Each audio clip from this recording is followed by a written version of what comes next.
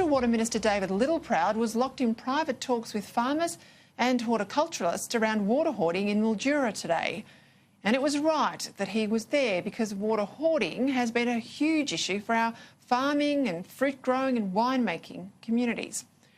Once water licences and irrigated land went hand in hand. If you didn't own the land, you couldn't own the water rights. But all that started to change with the market reforms of the Howard government. Now irrigators can and do sell their water licences. Now, understandably enough, that's just what hard-pressed farmers looking to realise assets or pay down debt often feel they have to do. But as a result, that water entitlement is often picked up by investors who are only interested in making a return on their cash rather than actually growing a crop or running a herd. And don't get me wrong, I'm a supporter of markets. By far the best way to create wealth and boost prosperity is to allow freedom for individuals and businesses to do what's in their best commercial interest.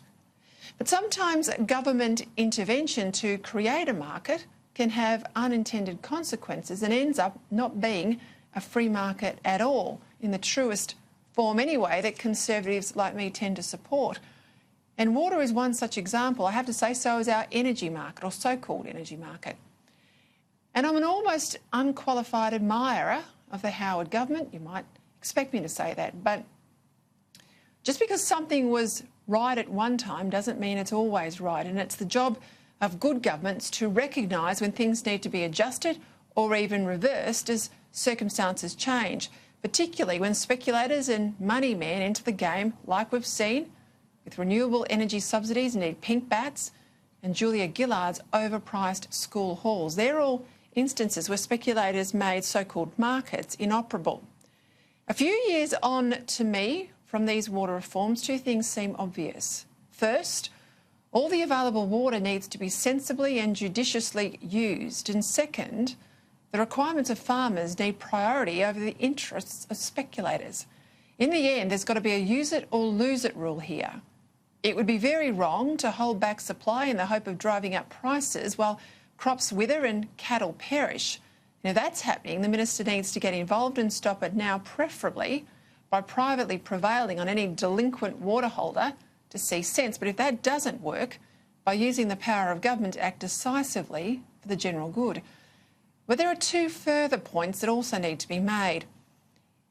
First, in the end, there's not much point hoarding so-called environmental water if the industries on which our people depend are in crisis.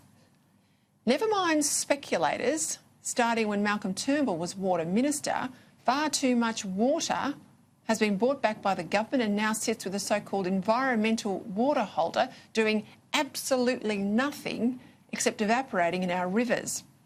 And second, we need more available water. Sooner or later, the drought will break and floods will come.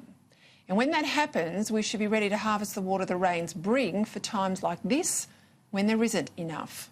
More dams mean more water. More water means more wealth. More water means better environmental protection for our rivers, as well as more opportunities for our farmers. It's crazy that no large water storages have been built in Australia since the 1980s, while our population has increased by over a third.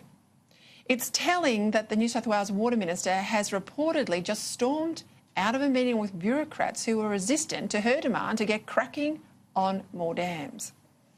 In officialdom, and I've seen it firsthand, dam phobia runs deep.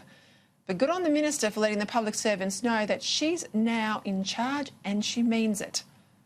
At the federal level, as well as our states, we need to end the dam phobia, and we also need water speculators brought to heel for hoarding water rights to drive up prices and their profits. Any government that can do all of this as a priority deserves to be supported, and any government that can't or won't deserves to go.